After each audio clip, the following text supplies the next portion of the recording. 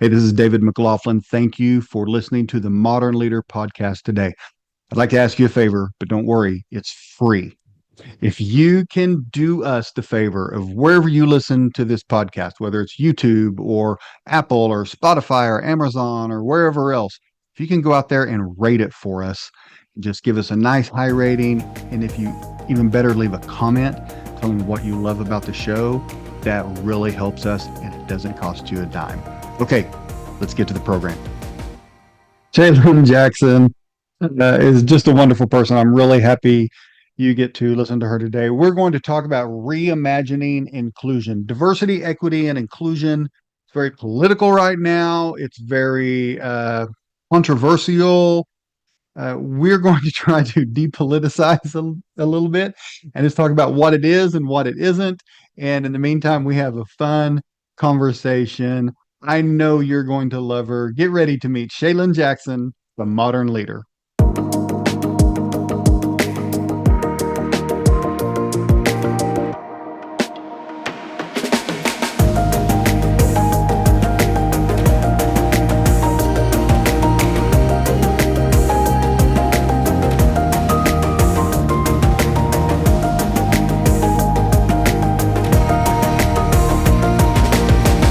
Shalynne Jackson is the CEO of Sonder Strategies, a consulting firm dedicated to strengthening workplace culture by enhancing the employee experience. With a strong commitment to equity, Shalynne brings extensive experience in implementing diversity, equity, and inclusion strategies across diverse industries, from Fortune 500 corporations to local government and nonprofits. And notably in 2021, she became the first chief equity officer in one of the nation's largest city municipalities. Shalynne, I'm so happy to have you today. How are you? I'm doing all right. Thanks for having me. I'm excited to be here.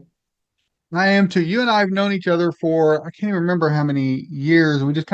We're both involved in the HR community in Oklahoma, and we bounce around each other all the time and Right. we see each other. We're both on the SHRM state board together. Mhm. And I just enjoy you. I think you're a wonderful human. So I'm really excited to have you today. You are so sweet. I can always tell that our spirits align. So I'm excited to be here. Love it. Before we get going, I just want to mention right off the top that this will come out, I think, April 11th-ish, something like that. And so that gives people a couple of weeks to register for the state SHRM Oklahoma Connect HR conference. And you will be one of the keynote speakers at that. I So I'm am. excited about that. I am. I'm really excited. There's a good lineup. So I hope whomever's listening right now goes and gets registered to join us for 2 days of awesomeness. It will be great. And what is your talk about? Connection, the importance of connection in the workplace. I know that Wonderful. we are, we'll get into it in a little bit, but there's so much we can do whenever we'll do it together. So we'll be That's talking right. about. Mm-hmm. That's right. Well, usually the first question I like to ask people is just, how did you get here? Like, where did you grow up? Where'd you go to school? How did you end up doing what you do now? How did Shalynne get here? You bet. So grew up in Tulsa, born and raised in Tulsa, Oklahoma. After high school, I graduated from the Booker T. Washington High School. After high school, went to Norman and graduated from the University of Oklahoma with my bachelor's and master's degree. Before getting into diversity, equity, and inclusion work, I did a number of things like asset protection and retail management, even worked at an eye doctor at some point. But it was really my time as in asset protection that I realized I was like, I want to help people. I don't want to be on this side. Very important job, awesome people. It's not really safe. I was like, I don't really want to do this anymore. Yeah. So like I said, went back, got my master's, and then I joined One Oak in Tulsa, Oklahoma. I joined as a recruiting specialist, and I'll never forget meeting Justice Wadener Smith. She had joined maybe 2 months before me, and she introduced herself as the program manager of diversity and inclusion. And I did not know at the time that this is not how you're supposed to get a mentor, but on the spot, I asked her to mentor me. Nice. And, I'm really glad she said yes. We always joke about it now, like, she didn't even really know my name. Shirley didn't know my last Yeah. name. We didn't know if it was a good fit, but it ended up being the best 5 years of my life at One Oak, or 5 of the best years of my life at ONEOK. And so after that, I went back to Walmart and I joined Walmart Corporate's global culture, diversity, and inclusion team. After that, I went to Dollar General, and at Dollar General, I joined the labor relations team. Just wanted to learn something new. But what's interesting is we realized, I'll never forget my boss at the time. He was awesome. We quickly realized DEI was the answer there too, right? Take care of your people will take care of you, and they won't have to call and ask for anyone else to come take care of them. Exactly. So we like really had a good time. And I absolutely loved my time at Dollar General as well. But then joined, like you said, a municipality, had the opportunity to do this work for a municipality, and couldn't pass that up because honestly, many people will probably be surprised by this. They often are, that my favorite part, like the thing I was looking forward to the most, was being able to work with public safety. My undergraduate degree is in criminology and human relations. And the criminology part, I've just always been fascinated and drawn to to individuals in public safety. So the opportunity to work with them, they're amazing humans. I was like, sign me up, please. And so been in my current role, February made 4 years. And then on top of that, I do consult, have a good time with that. And then I will say, it's important to me to say that I'm wife and I'm a mom of I am biased, but 2 amazing little humans. My son turns 4 tomorrow and my daughter is 7. That's a fun age. I remember when my kids were that little. I always say I enjoyed every stage, like whatever they were at that time, I loved that stage. But as now my kids are adults, they're in their 20s, and I really have to say this is my absolute favorite because you can just relate to them on a full level. You know what I mean? Like there's nothing you have to hold back, and it's just, you're really able to relate and engage to them just completely as adults, and I love that. But I loved waiting it to get there. Yeah. I have said that as soon as I begin to enjoy a phase, it's like, psych, don't get comfortable. Here's a new thing. Right. But no, they are I do this work for them. I want their future and the futures of all their peers to be brighter than mine could ever be. And so I really enjoy parenthood. Love it. All right. Well, let's dig into this. You have wanted to have you on for a while, but I saw that you have a keynote that you give. You have several different topics you do. One of them is reimagining and inclusion. Right. And so I think that reimagining part is so important because as we've seen over the past 5 years, I mean, DEI has been around a long time, but the last 5 years, it's been a wild roller coaster ride, as you know better than anybody. But tell us a little bit more about, and I don't want this to be political. People are on both sides of the spectrum, and we're not here to promote anybody's politics. But I just want to have this discussion. Your talk is kind of like what is DEI and what isn't DEI. So which one do you want to tackle first? What is or what isn't? I'm game for anything. What do you want to talk about first? They kind of correlate, right? So to your point, I'm definitely, I have friends on all sides. I think that's the beauty of diversity and inclusion, is when you can really see and meet each other and love each other and have good conversations and then say, so you ready to go to dinner? You know what I mean? So I'm grateful that you said that. In terms of where to start, I guess we could start with what it is not. I'll say, it's pretty basic, but oh my goodness, do we need it at a time such as this? And really throughout my career, I learned this was born out of me realizing like people really just don't even know what we're trying to achieve, or at least what I am trying to achieve. I can only focus on myself and those that are in my circle, I know are trying to achieve the same thing. I cannot talk about someone that's clear halfway across the country or the world, but really this was born out of, let's go to the basics, because I don't think we're talking about the same thing. Yeah, right. So let's start there. We're using the term DEI. Most people, especially if they're listening to this, they probably know what that means. But just explain what those three words are and what they mean, and then we I'm can go actually deep really glad that you in. started with that, because that's Yeah, how the keynote typically starts is let's be really clear about language. Language matters. And oftentimes we can say a word that we think everyone has the same meaning to, and they do not. right, So diversity is a noun. It's people. It's a fact. Where two or more are present, there's diversity. It doesn't matter if we're the same race. We still don't know each other's socioeconomic status, religion, sexual orientation, gender. There's so many things that make us. I am only scratching the surface. Like there's so many things that make us right. who we are as individuals.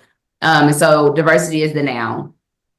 And what I like to say about diversity before shifting to inclusion is that, there's no other person like me. And so we really have to focus on intersectionality and really understanding that the different intersections that make us who we are is really what we're focused on here. And so inclusion is a verb. It's our actions. It's what we do to take really good care of one another. I'm talking about really good care of one another. And we all want that. Include me, please. Right? And by one another, I mean everyone from all backgrounds, all walks of life, all races, all genders, all sexual orientations. You name it, it's everyone, no one excluded.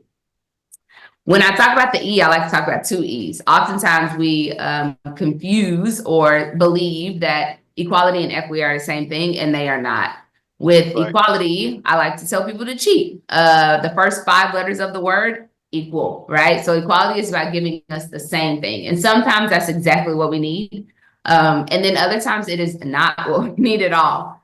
Equity, on the other hand, is about giving people what they specifically need to succeed and then getting out of the way. The other day I was talking to someone and I was like, listen, if I am not an engineer, you do not want me to be an engineer. You don't. I can promise you that. I don't care if I go to school for it. You don't want me to be an engineer. And send my engineering peer to an engineering conference, okay?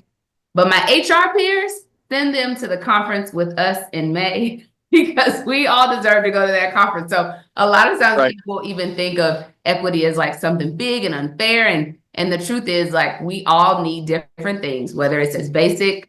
Well, and I say basic, and I'm privileged enough to say basic when it comes to a conference, because even that oftentimes is not something that is basic or just that easy for people to access. But from conference to, the harder topics for people to talk about or for us to address. And so equity give people what they need to succeed. Equality give people all the same thing. And they both have a place in our lives, in our workplaces, in our world. Right. And the E in DEI is typically equity. Yep. And I do believe that a big chunk, and you may disagree with me, but I do, there's a whole lot to all of this, but a big chunk of the misunderstanding or lack of understanding about DEI does revolve around the E. People, when they hear that word equity, they think, well, everybody should get the same thing. And like, as to your point, that's not equity, that's equality. Right. Equity is something different. And we can dig into it in a little bit, but so much so that SHRM, the Society of Human Resources Management, has removed the E from their inclusion program. So now they just call it D and I, diversity and inclusion, and they've taken out the equity because they feel it's too, what's the word, controversial or whatever. I didn't like that move, and I'm not asking you to get in trouble or anything else. But I'm curious what your thoughts are about removing the E, and then even there are some people who add the B, DEIB, which I'm blanking right now on what the B stands for. Belonging. That's right. Yeah. And I get adding belonging. Well, what are your thoughts on the importance of maybe the components of each word? Maybe do we include equity? Do we not? Do we include belonging? Do we not? Does it matter? What are your thoughts? Oh my goodness, that's a big one, right? So what I tend to tell people is, I don't care what you call it. If you're not doing the work, it doesn't even really matter, right? But that's the easier, that's what I tell people that's early on in the journey, or it is way more complex to this, right? Because once you have called it something, how you message why you're not calling it that anymore matters, one. And this is just in general. We're seeing a lot of renaming. So this is not about, one particular company.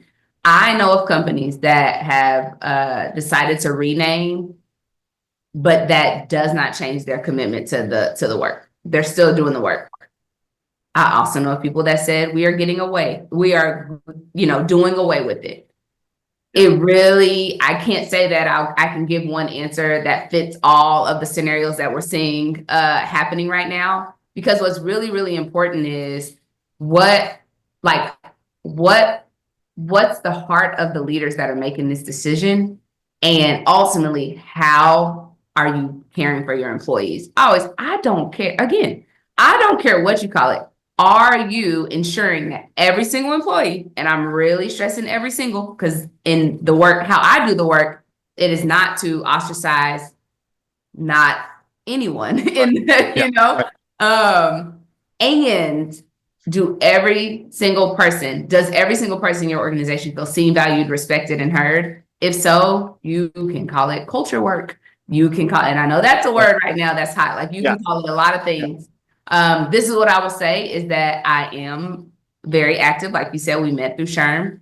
I love my local SHRM volunteers. Like, we are in it together, and the network that I have built is great, and I know their hearts. I always really just try to focus too on my realm of influence, and SHRM's not calling me and asking me what I think. Yeah. And the volunteers and stuff in my life, really, I remain committed because of the people that I know that volunteer locally. Whoever is listening to this can really trust that those that volunteer locally, by local meaning in our state, gosh, they have amazing hearts. And it really boils down to the hearts of the people doing and leading the work. Yeah, so good. All right, let's talk about what this isn't. What is DEI not? Yes. So a few things that I like to often talk about is that, one, and it's going to sound basic, David, but it's like a revelation to some people. It's not about you or me. Like, it is not a replacement strategy. It is not.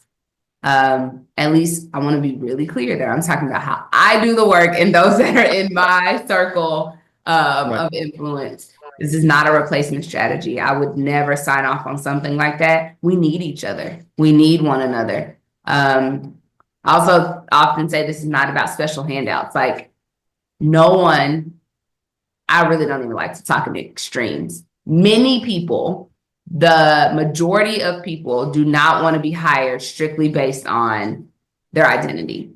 I want you to know I deserve this job, right? Yeah.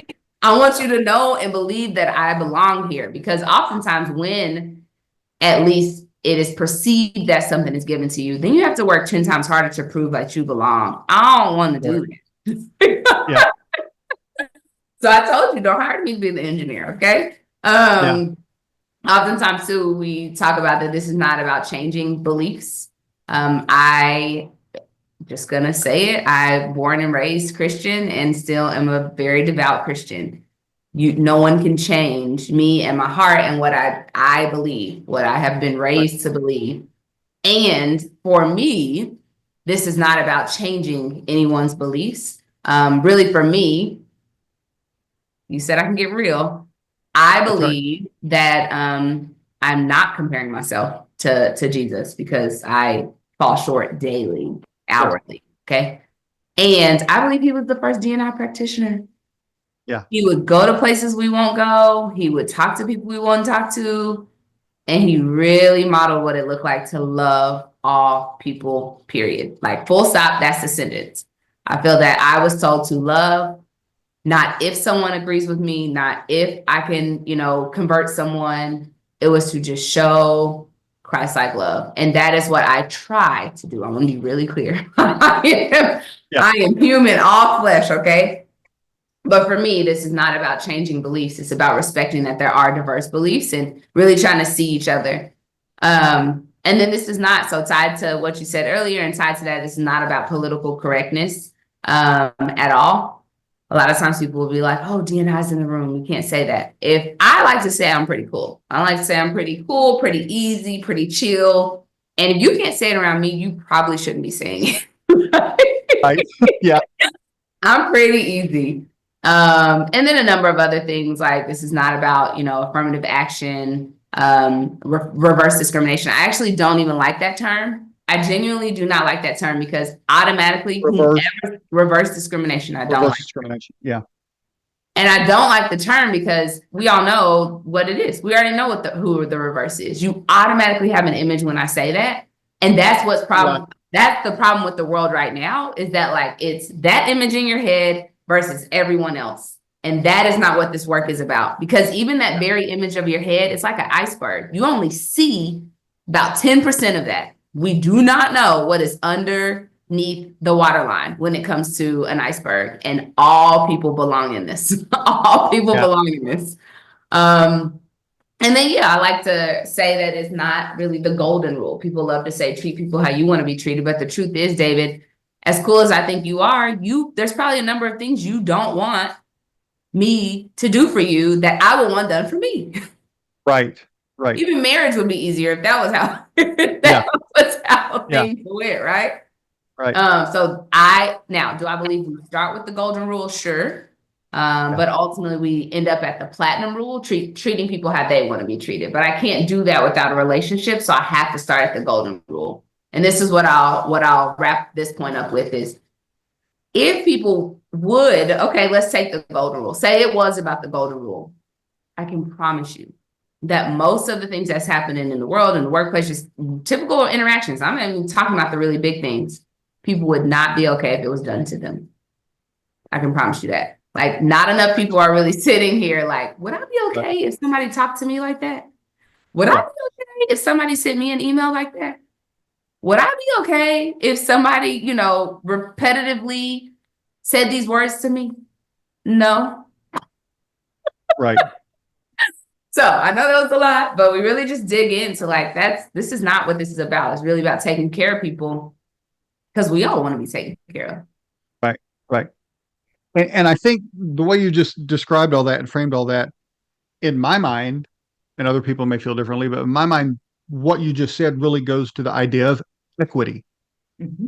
Mm-hmm. Mm-hmm. It's treating people all not the same, but giving them what they need, as you said earlier, to succeed. Yeah. And so you may want one thing, to the golden rule, you may want one thing. I may want another. And if we're working together, we need to try and serve each other's needs rather than our own needs. Absolutely. One thing that most people can get behind as an example, and I say most because again, I don't like to talk about extremes, but parental leave. Yeah. I've had people, and when I say parental leave, I don't just mean through birth. It could be adoption, IVF. Like, I want to be really clear. If you have a little human coming into your life, you deserve to bond, whether it's baby bond, toddler bond. I could be adopting a teenager and to just welcome someone into my home and then say, but I gotta go to work. Yeah. That's just not normal, right? And so parental leave, because I really respect the people in my life that choose not to have children. And more we're seeing that, and I respect that. Listen, parenthood, I told you I love it, and it is stressful too. So if you don't know, if you know that this is not something that you want, we should all respect that as well. But that's just an example. We like to think that this conversation is solely about race, sometimes gender. But mind you, I said parental leave. I didn't say maternity leave. Right. This is not, listen, especially after I had that second baby, I needed my husband. All 6 weeks that his employer gave him, I needed my husband. I was like, what happened? Like overnight, right? So just things like that. It's just really important to know that we're talking about everyday things that then ultimately create loyalty. So you take care of me, you let me get my family in order, you let me take care of him, I'm coming back. I'm staying most times. I'm telling people about this organization most times. Yeah. So yeah, it's a much deeper conversation than we're often. Yeah. I want to ask you all these, I know these are tough questions, but I want to ask you one that I almost hate to ask it because I don't want to like put you in an awkward position or anything like that. But I know people doing DEI work. I know some people who like they instantly start talking about white privilege.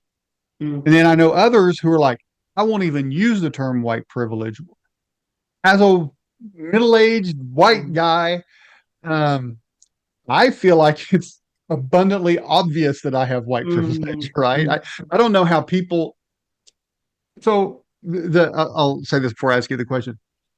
The objection I hear to white privilege mostly is people saying, I worked really hard to get to where I am. Mhm. And I resonate with that. I was Absolutely. born dirt poor. The poor kids made fun of us for Mhm. being poor. Mhm. And so I get working your butt off and earning your way. But even though I had that experience, and I know we don't all have the same experience, but I still know that I can walk down a street and just because I'm white, I'm probably going to be hassled less than somebody of Mhm. color. Mhm. Now, that doesn't mean every time you walk down the street, everybody gets hassled, Right. but it statistically happens more to people of color Mhm. than to white people. And then also, um, as a straight white male, I know Mhm. that there are people who are, LGBTQ, and they do not experience the same appreciation and acceptance that I get Absolutely. just by being a straight white male. Mhm. What are your thoughts on Yeah. the maybe the term white privilege and how that impacts this discussion? Yeah. Thank you. So, do I believe in white privilege? Yes, I do. I can't say that I don't believe in it. But I also believe that most of us have a degree of privilege. And that privilege is so stigmatized, especially white privilege, that like we're too busy fighting over it and people being hurt. And I can understand why it's hurtful if it's used in such a way that's like you only got that because of your privilege. Yeah, or you're a bad person or something like that. Right. Right. Or you didn't deserve it. I would hate that. Yeah. I want to be clear. Remember what I said. I don't want my job, someone to think that I'm here Yeah. only because of my identity. And if someone is in conversation with someone like that, I really recommend that they respectfully end the conversation because privilege is not a bad thing. I think about the privilege that I have, to your point, even being heterosexual. Right. There's a lot of privilege that comes with that. There's things that I just get to do. I get to hold hands with my husband in the store and not think about it. I get to be with my kids and my husband and not think about it. I just do. I get to exist and just be okay. So I say that because you hear me. I say I. So even as a Black woman, there are parts of my intersections that allow me, and typically intersectionality is tied to those that are the parts of your identity that are marginalized. But there's Right. also parts of me that is privileged. Typically, and it's so funny because it goes without fail that it's when I need to say that I wear a necklace. I don't have it on, but typically I have a cross necklace on. I don't have to think twice when I put that necklace on. I don't have Right. to think if I'm going to be harmed because of who I believe in love. And that is a privilege. So Yeah. typically when people talk about white privilege, I have to say on both sides, we're not always right. You know, on some sides, it's really acting like white people are bad. And I do not believe that. I believe there's good and bad in every group. So this is Yeah. not about focusing on like one group. Again, I keep talking about being extreme. I think that we all talk in extreme all, or, you know, we'll generalize a lot. And I Yeah. do think that that's also throwing the conversation off because I have amazing humans in my life of all, again, races, sexual orientations, religions, you name it. You go down the list, Right. different abilities. Yeah. And so, again, even being able-bodied, I know I'm privileged. Right. I know that I'm privileged. I like to tell this story. There was a time that we were hosting, we love game nights. We love game nights and we love to host friends. And I invited a friend that at the time we were pretty new in our friendship journey, so I didn't know much about her. I did know though that her husband used a wheelchair, but my privilege, I didn't really know. I just really didn't know how that impacted a person even visiting other people's homes. Right. When I invited her, she said, "I don't know that we'll be able to come because my husband more than likely could get in your home, but probably not your restrooms. I'm like, what do you mean? You've never even been to my house. Come Yeah. on. And she's like, no, no, no, no. I don't think you understand Yeah. that there's Your only house, been one. Go our ahead. houses aren't physically built They're to not. accommodate They're not. people who have those needs. Yeah. They're not. And I had no clue. She's like, there's only Right. been one other home that we were able to go to. We usually have to host. And I was like, how tiring. I said, Right. what's the measurements? Let me get back to you. So I grabbed the measuring tape and my husband's like, what are you doing? I'm like, I am measuring this. I want to know that my house is inclusive. So I go to the half bath. No, I go to the kids, Jack and Jill, because I'm like, we will clean up Yeah. your rooms Right. if we can use this restroom. No, I go to our master. I'm like, you can come in. And my father-in-law says, give me the measuring tape. And he checks the guest room, bathroom, and it fit. We were the second home that they could ever come into. And that was only because the family before ours, their father, the elderly father, was a wheelchair user. And so I think about even my privilege in that. And when it comes to abilities, that's the one thing that could change for any of us in the split second. And then I could be the one that can't go to people's homes. And I love building community. Yeah. I love hanging out, And so I know that was a long answer, but I just say, like, we all have a level of privilege. So we have to really get away from like making people feel bad about that. Oh, I'm sorry. Yeah. I didn't want to say, because with privilege comes power. So for me, it's like, now I can advocate being appropriate. Not everyone wants me to fight their fights, and I'm not the appropriate person to fight every fight. You see, I still don't even know exactly what the measurement was, so I can't even tell you what it was.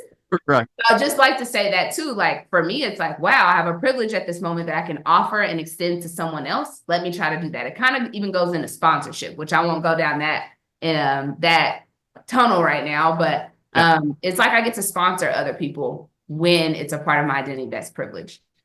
Right. That is probably the best answer I've heard to that question ever. And I've talked to a lot of people about this, but the idea that we're all privileged in some way. I think when we can take that in and understand it, not only do we become more aware of our privilege, but we also become more aware that other people may have some privileges and not others. We're all a mixed bag of privilege. I think that's fantastic, and I'm going to steal that in it. That is so funny. Steal away, please. Right. Okay, we're going to talk about what DE&I is in just a moment. Before we do, I like to do a little break in the middle of the show, and we talk about what I call the music minute. I believe you can get to know people better by learning what kind of music they like. So, Shalynne, tell us a little bit about what you like. Maybe artists or songs or concerts or something. What kind of music does Shalynne like? Yes. So my first concert was Bruno Mars, and it was amazing. I've seen him. Bruno He puts on Mars. an amazing show. I also went and saw Usher, and it was amazing. I didn't necessarily pass out like my sister-in-law would have, but she even knows the man's birthday, so she loves some Usher. So I love some R&B. I also love rap. If we're gonna talk about building relationships and even DEI, I love the baby. I love Lil Wayne, and I often say, like, and that still doesn't make me a gangster. It's still like I'm not a gang, but man, and that just ties to some stories I've heard where people will be like, oh my gosh, they like that kind of music. Yes, I do. And then I love gospel. Praise and worship is my favorite. If I don't get to church in time to get to worship, I am distraught. I'm almost like, can we stay for the next service just to get that in? I always said that I like showing up to church late because it was basically a white church and the music was not great. Like, I didn't love it. I said, if Kirk Franklin was doing the music here, I'd be here like half an hour early. Like, you couldn't stop me because I'm like the biggest Kirk Franklin fan. So what other gospel artists do you like? I do like Kirk Franklin. I love Donnie McClurkin. I'll say I love Elevation Church's music. I went to a mega church in Tulsa growing up, and I joined the choir. I loved it. So I love a lot of, really just more so upbeat type music. And really where, for me, I can just feel the spirit. I'm talking crying, full tears. Right. So, yeah. I love it. I want to go back to the rap thing and tie that into Yep. DEI, which I hadn't thought of until you mentioned that you like hip hop and rap. I hear, you may not hear this, I hear my white friends a lot talk about sometimes the rappers, but usually I find it discussed like they see someone walking down the street and maybe their pants aren't all the way up or something like Mhm. that, right? Mhm. And they're engaged in their own culture and what is acceptable and um, popular in their Absolutely. culture. Maybe it's not even their pants hanging down. Maybe it's like just the way they're dressed or Mhm. tattoos or whatever. Right. Now I've had good friends say, why would they go around walking like that? Like don't they know they're inviting trouble or don't they know that like they don't look professional? And I'm like, who's deciding Hmm. what is acceptable Absolutely. and professional and why is it always the way white people look? What do you have any thoughts on that? That's fair. I will say, I know of white people that sag, like I've seen, right? And so Absolutely. Yeah. Yeah. we always put stereotypes, typically negative stereotypes. We base Right. those and we tie those to marginalized identities and I keep saying marginalized. I do like to say, I prefer to say marginalized, which is typically defined, where it's people that are typically in positions of little to no power. Right.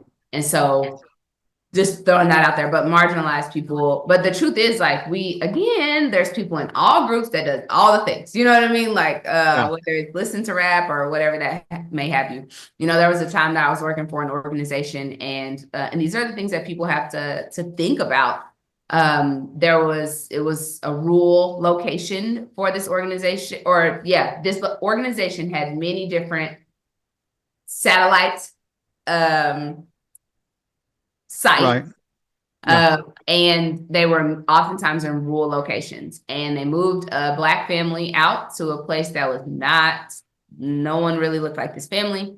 And Yeah. there was a time where colleagues wanted to be this person's friend on Facebook, which I do have my strong opinions about just sending invites to people on social media from work. But anyways, we can go there another time. And this person let them into his world like he didn't really want to, but Yeah. what does that also say if you just leave it sitting there? Right. They saw that he had went to a rap concert and literally reported to HR that he was a gangster. Who told Because he you? went to a rap concert. Because he went to a rap concert. So that's why I made that joke, not because I Yeah. believe in the Yeah. stereotypes. Right. Right. It's Right. not even a joke. I do apologize because I shouldn't even that, but it's just you have to laugh to keep from crying sometimes. That's where I'm Right. like, huh? Right. Yeah. Who told you this, and so yeah, just the stereotypes around how people present themselves, therefore they must be involved in this kind of activity. That is really just unfair. um and not right. And let me just be clear, even if someone is of a like, do you love them? Right? Like you really have to check your own bias and Yeah. how you feel. We all have a story, and there's reasons why people are a part of different groups and they found community in a way they never found community. And I mean, it's just this stuff is really deep. And instead of sitting down, having conversations with people saying, like, tell me more about your life, tell me how you got to where you are. Yeah. We just automatically are quick to judge and be like, oh, Shay likes the baby, therefore she's a gangster. Like, no, I'm not. Yeah. I can vouch that you are not a I gangster. am Absolutely. not at all. But I do like I'm probably more gangster than you are. that is funny. I'll give it to you. I'm not even gonna arm wrestle you. I like that arm wrestle. I say that all the time about arm wrestling. But Okay. Say, Lynn, what is DEI? We've talked a little bit yeah, about what's not. What the heck is it? yeah. So we talked about it's not a replacement strategy. It's not you or me. It's you and me. Simple, but gosh, do people miss the and? Let's talk about how can I win and you win? And typically, like the best answer is us winning together. Yeah. Instead of special handouts, it really goes into that. It's about equality and equity, giving people what they need to succeed. And this is the truth. I know someone really close to me that at one point was like, I don't know why people keep talking about promotions. I don't want to promote. I don't want more responsibility. I am fine with my life. Right, But we just right, assume that everyone wants to be, a people leader because we're all leaders. And just things like that. So getting to know people and then giving them what they need to succeed. Again, I might not need a leadership course per se, but I do need an Excel course because you need me right. to be better at Excel. Ask me what I need, leader, Yeah, please. yeah, It's about respecting diverse beliefs, really just understanding that it's really not hard. I think, and I empathize. So there's a tool called the Intercultural Development Inventory. If you've mhm, ever heard of like DISC or Myers-Briggs, it's similar in the sense of it gives you a profile, like you take the assessment and it puts you on the spectrum, a continuum, yeah, but it is based on your intercultural competence. And you have to go through with the qualified administrator. I'm a qualified administrator. I love it. So I will say if anyone on here yeah, is interested in taking it, it's so phenomenal. Where I'm going with this is like, there's spots on the continuum where it's like one of the spots is called acceptance, and people in acceptance are really able to connect with people until it feels like morally we don't align, and then they just don't know what to do. I don't know if you ever heard that term where they're like, I don't know what to do with my hands, right? Like I don't know what to yeah. do. And so that is hard, and that is something where it's like, am I denying a part of myself? Or especially when I think about my beliefs, like am I denying a part of myself to make other people feel comfortable or things like that? Mind you, I didn't say that it's going to church with someone else, going to a place of worship with someone else. I didn't tell you that, right? But I have heard the stories of success, like an employee where I used to work a couple of years ago observed Ramadan. And Mhm. that is something that fasting is often sacred to people, especially me. I grew up like you don't talk about it. My Right. grandma, like you wash your face and you act, like you don't Yeah, yeah, share, you don't act like you are disheveled. yeah, Therefore, so he didn't really share that he was observing Ramadan, but there was a extended work trip and people picked up that he wasn't eating. And his colleagues yeah, just stopped eating with him. yeah. If he was around, they wouldn't eat. And he's like, Right, I did not ask them to do that. I did not expect right, them to do that. And they were like, it didn't hurt us any yeah, to do this with him. right. Is that such an awesome story? Yes. And is that what I want everyone to do? No. I like to eat. You know what I mean? Yeah, And yeah, if someone tells me that they aren't hungry or they are going to pass on a meal, do I push it down their throat? No. Do I respect their no? Yes. You see what I'm saying? And I still eat a yeah. meal. So, so it's just respecting diverse beliefs and understanding. And really, when we do that, we really get the best of our people. We really get the best out of our people when we just respect that, we might not all have the same beliefs. Go ahead. And I was just going to say, I love that you're using the word respecting the beliefs. A lot of people think that means you have to condone or agree or go along with, Absolutely. and that's not necessarily it. But you do have to have, or should have, I should say, nobody has to do anything, but you should have a level of respect to just accept that that's their views and that's their beliefs and let them Mhm. live their life in peace. Exactly. And this is what I like to tell people. Why would anybody want to even know more about me and my beliefs if I'm treating them ugly? Like, why do I want Right. anything that you have? This is how you're treating people. I don't want to align Yeah. with that. Right? So, Right. Right. so I just really like to love on people. Remember, I was told Yeah. to love, and that's the Yeah. sentence. That's the full stop. So it's about respecting diverse beliefs. It's about respectful language. So I told you about, political correctness. No, I'm not the, person that's walking in being like, don't say that word to every word. And Right. I can respect that, there are some words that I don't think it's a big deal to say, but someone, especially on my team, for example, if they get hurt by certain words, does it hurt me to not say it? No, it actually Right. helps me because it builds that connection. It says, I hear you when you say that is a problem for you. I hear you when you say, even with pronouns, it does not hurt me to call someone by their desired pronouns. And you want to know what I tell people? If you don't want to call somebody their pronouns, that's okay. Call them by their name. Right. Our name is the favorite word ever. Like it's the first thing Yeah. that's ever given to me. I love Yeah. when you say Shalynne. You say or Right. Shay. Right. I'll take Yeah. either, right? Yeah. So it's, with respectful language, I think we overcomplicate some of these things, just to be like committed to our disrespect, to be honest with you, because it does not hurt me That's to it. call someone their name. Like, so if I you don't love want to that. say their pronoun, that's okay. Say their name. I Um, love that idea that they're committed to their for disrespect. real. It's like, no, I am Yeah. not gonna stop. Why? Right. Because this is just not what I want to do. I don't want to stop. Yeah. So, it's about inclusive hiring practices. I am always going to say you choose the most qualified person. As a leader, I have had people, I've had to hire, and there are times that you will see resumes come through. We're in HR. Being in Yeah. recruiting, I saw it all the time. Like, wow, I am so grateful that you had the courage to put your name in the hat. And no, because there are more qualified people Right. that can fit the job. We all need very qualified people in the workplace. Here's my thing is that I wish people would sit and really listen to themselves, because when you equate this work to not hiring qualified people, you are saying that people that look like me aren't qualified to do a lot of work.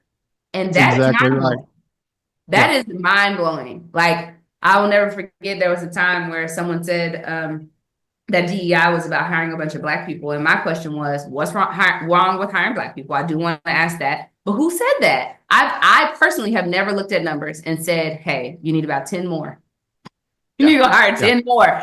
That's setting the organization up for failure. That's setting up the candidate or the person that we're hiring up for failure. That's setting the team up for failure, the leader up for failure. That is not what this work is about, but it is about inclusive hiring practices so that we can cast the largest net to ensure that we get the best hire, no matter what this person looks like, no matter what this person's background. And that's the part that I think a lot of people who are against DEI and just on general principles don't understand. They Right. think it mean, like you said, they think it means, oh, we have to hire a Black person in this role, or a gay person in this role, or whatever. But that's not it. What it is being open to hiring a Black person or a gay Yeah. person or an atheist or Yeah. someone in a wheelchair or whatever. And I think a lot of people don't realize how unwilling they are to do that subconsciously. Right. Right. And a lot of it If is you if affinity you ask them bias. point it, if you ask them point out, they'd say, hire somebody in a wheelchair, absolutely. But then when it comes down to the applications and you're narrowing that field, and you go, it's just going to be harder. Yeah. Let's just go with the easier one. One That's of what my we're talking one of my favorite stories. I don't know if you drop links after this, but if not, if you do, there's a link to a story, Richie Parker. It's a YouTube video. And essentially Richie Parker does not have arms, and he was an engineer, and he was hired at a place, Hendrick Motorsports. And it was just such a cool story because his boss, Rex, I don't know any of these people, by the way, but this is how much I about. love the Right. story. His boss, Rex, was like, it wasn't a question of if he could do it, it's how will he do it? That's what we need to be asking people. Like, Right. if you know that this person is capable, 9 times out of 10, making it this far without arms, you have overcome some stuff. You are a hard worker. You are dedicated. You will figure it out. You think outside the box. You are like my kind of person. I Yeah. just need to take the time to say, what equipment will this person need? Richie says, just like someone types with their hands, I type with my feet. That don't Mm, bother me none. If someone on my right. team needed to type with their feet, you have at it. Because you want to know what? You're the best person for this job, and you are going to take Yeah. us to places that we couldn't go without you. And so Right. that is just an Right. example of what I like to ask people is like, and sometimes people will be like, well, it may just be more expensive. Is it? Because think about it. If I heard a story one time, someone was saying how the organization that they worked for was the first organization that would hire them full time, because she was left to believe it was because they thought other organizations thought she wanted the insurance, not because she just wanted to be a contributing member of society and she was more than capable of doing her job. And it was because, and she used this term, little person. I know sometimes it can be Yeah. offensive. I'm just Right. using the terms that she used. Yeah. But I say that to say, yes, there were a few like pieces of equipment that had to be purchased, but she not only joined that organization, she retired from that organization. Yeah. So you can't tell me that equipment didn't pay for itself quickly. Right. Right. And Yeah. with the war on talent, go ahead. Yeah. Go ahead. I was just gonna say she's appreciative and committed, where you get somebody else in there who you might think, oh, that's less trouble, but then you have to replace them 4 or 5 times over the years. Yep. And with the war on talent, I would love to know that if you come in here, I give you what you need, you're gonna be here in a minute. That would be great. Right. Yeah.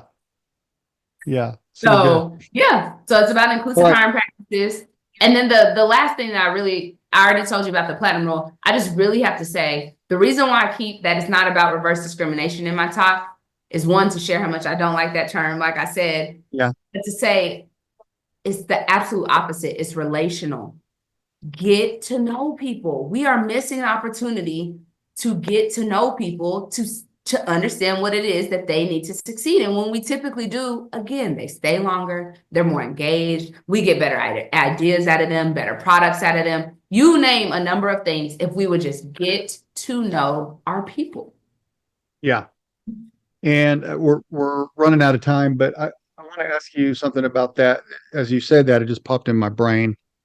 Not to pretend that prior to 5 years ago, when everybody was working in office, there were no DEI struggles.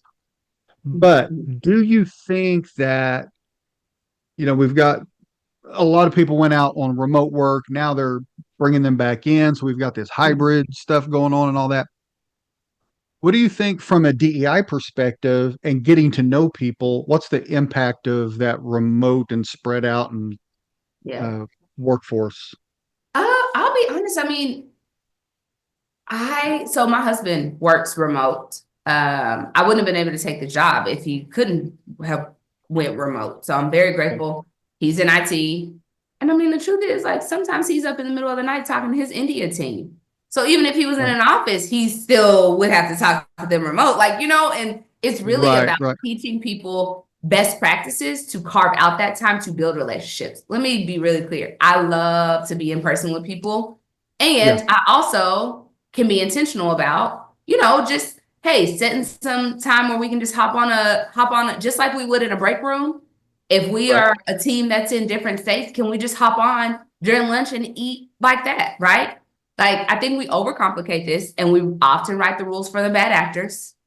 The people that may not be, they may wash a load of laundry. They may, between calls, maybe. I don't know. Right.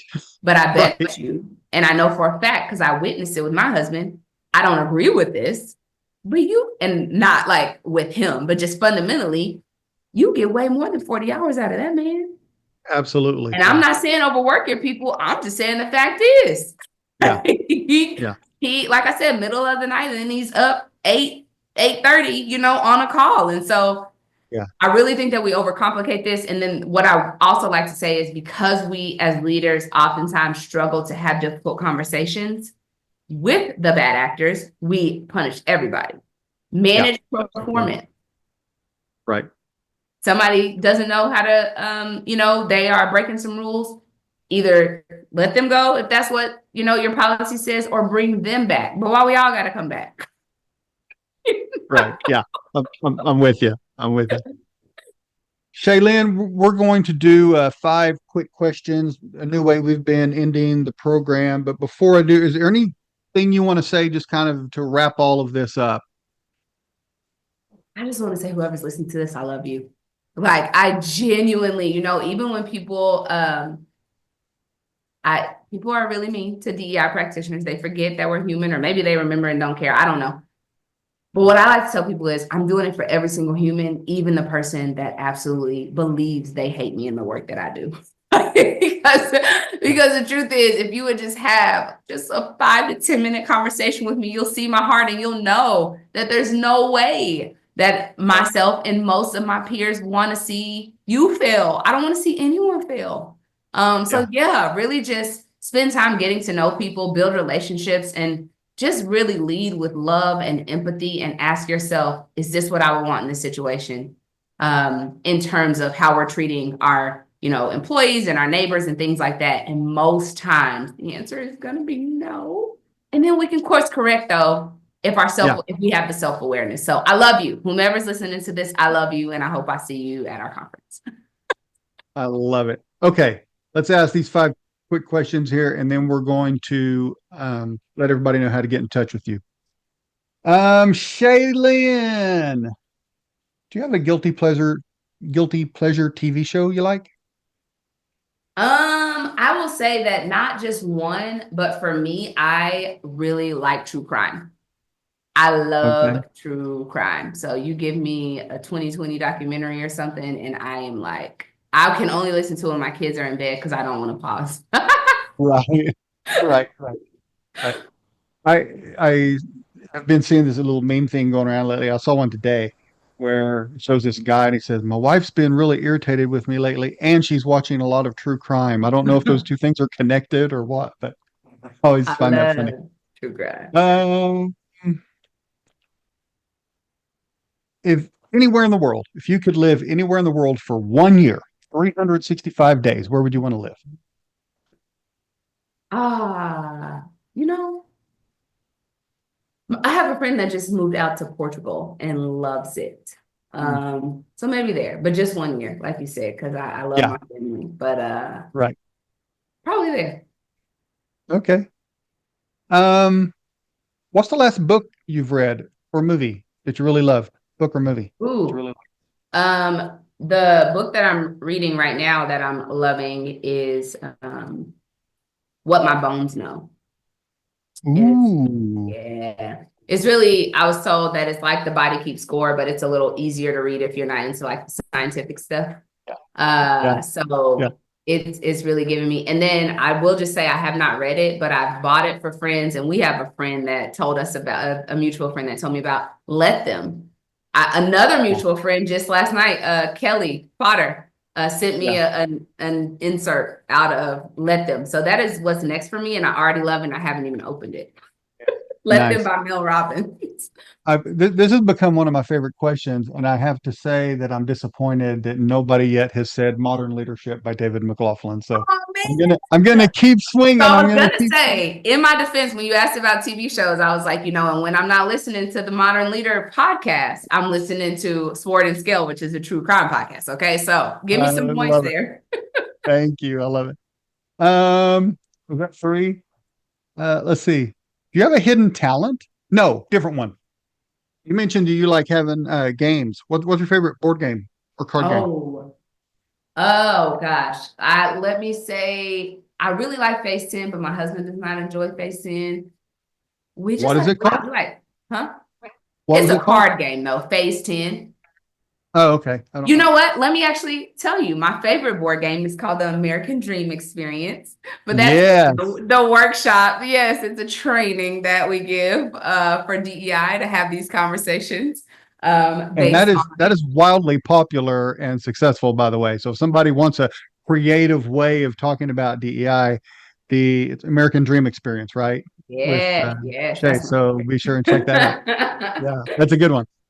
All right, last question. If you could meet anybody all time, dead or alive, who would it be? Oh goodness. Um, I don't really know. I don't. I'm gonna be And honest. not, Go ahead. go ahead. I was going to say, not because we don't love him, but knowing you're a Christian, I'm just going to say you can't say Jesus because that's almost like the obvious answer. So, I feel like he is with me all the time. Thank you, right, right. David, through the Holy Spirit. This is gonna sound sad for some people. I don't know, but honestly, I don't really get starstruck. I mean, there's some cool people in the world. I just wish I could have some time with my dad. My dad passed away. So if I'm able to, I know you said meet, but I just have to be selfish. I miss my daddy. Oh, I love, yeah, yeah. I miss my parents, especially my mom. My mom would, oh my goodness. I'd Yeah. like to have some more Again, I time don't with know if mom. I ended this Yeah. on a high note or a low note, but I miss No, like my it's touchy, and I daddy. know that. Yeah, that's good. Okay, Shaylin, this has been so great, and thank you so much. I know so many people who work in DEI, and it's exhausting. And Mhm. it's a lot of hard work. I think people have no idea. All you're trying to do, kind of as you alluded to earlier, you're just trying to make everybody's lives better. But they feel like it's a battle, like they're in a battle. So I just want to thank you for the work that you do and encourage you, keep it up. How do people get in touch with you if they want to consult with you, just connect, whatever? What's the best way for them to get in touch with you? Yeah, so Shalynne at sonderstrategies.com, SONDER strategies.com. I'm on LinkedIn. I'm pretty easy. I'm also on Instagram. And yeah, I'm on Facebook, but I only share my kids. Yeah. That's the personal life on Facebook, right? Yeah. All right, Shalynne, this has been great. Thank you so much. Thank you. For being here. This was fun. I appreciate you. Have a good one. See you soon. I'm so thankful to have Shalynne on the show, and I hope you really enjoyed that conversation. And just promote, start say provoke, promote a healthy discussion around diversity, equity, and inclusion. And she's a great person to help us do that. So I appreciate her being on and taking some of those tough questions and just having a good, honest discussion about it. Be sure to reach out to Shalynne if you need someone to do some diversity, equity, and inclusion training, coaching, keynotes, workshops, whatever. Reach out to her, and I'm sure she'd be happy to help. Also, I've been failing this season to let you know that we at Pendulum Coaching do training and workshops and coaching, those kinds of things. Not on DEI necessarily, but we focus our efforts on leadership, leadership development, workshops, those kinds of things, keynotes, all of that. And so if you need some coaching or keynotes, training around leadership, emotional intelligence, mindfulness, we would love to talk to you about that. We will see you next time on The Modern Leader.